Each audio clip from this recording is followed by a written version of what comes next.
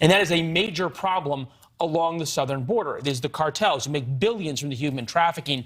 Not only are they escorting illegal immigrants to the border, but the amount of drugs entering the U.S. via the southern border has skyrocketed. As if the situation wasn't already bad enough, Mexico has shut down the anti-narcotic investigative unit that has worked closely with the U.S. DEA for more than 20 years.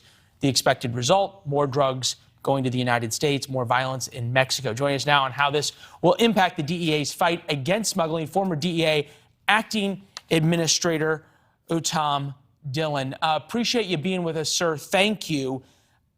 Pleasure. It feels like we're going from bad to worse here, right? Absolutely.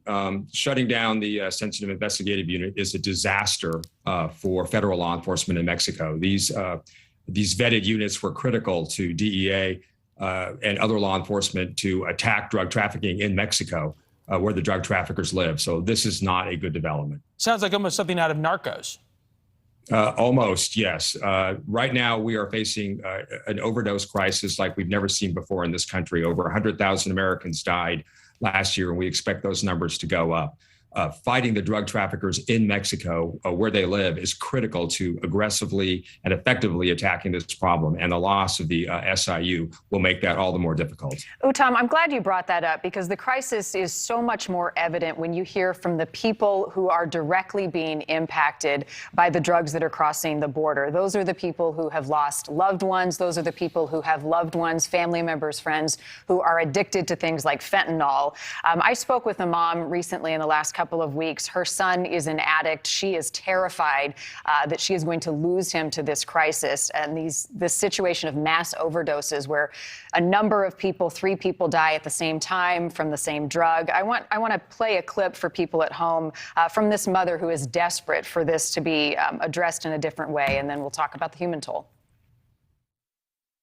It's sadly called the fentanyl fold because sometimes the addicts will use the fentanyl and it will immediately kind of make them pass out, and they pass out standing up. My son is almost at a 90-degree angle. He's only 31 years old and he is walking like an old man right now. Uttam, this is the face of this crisis. I'd love for you to paint a picture about the drugs being seized, the amount of heroin, cocaine, fentanyl that agents are able to get at the border, and the amount that they are just not. Right. Look, the drug cartels are bringing in fentanyl, heroin, methamphetamine, cocaine through the southern border every single day. We actually talk mostly about fentanyl now because the vast number of overdose deaths are related to fentanyl, but people are still dying from methamphetamine and from cocaine and from heroin. So this is a real crisis. One of the things that I always want to remind people of is sometimes people say that drug trafficking is a victimless crime.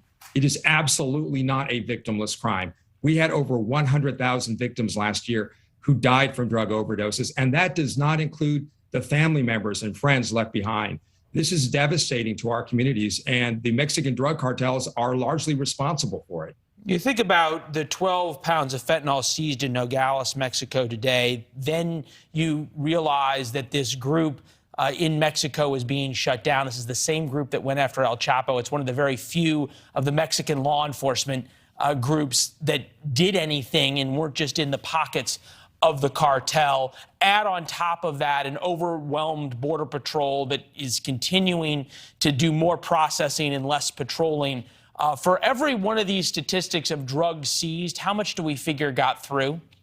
Well, a significant amount. Look, the drug traffickers, when they're moving drugs, recognize that they're going to lose a certain percentage. That's the cost of doing business. So when we see seizures go up, we're glad about that, because I always say every seizure, every ounce of any drug seized is a life saved.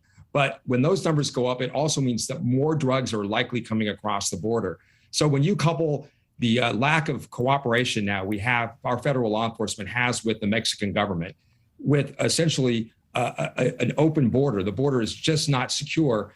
That means the drug traffickers are basically able to move drugs freely into the United States. And what we've seen over the last year or so is a huge increase in drug overdose deaths as a result.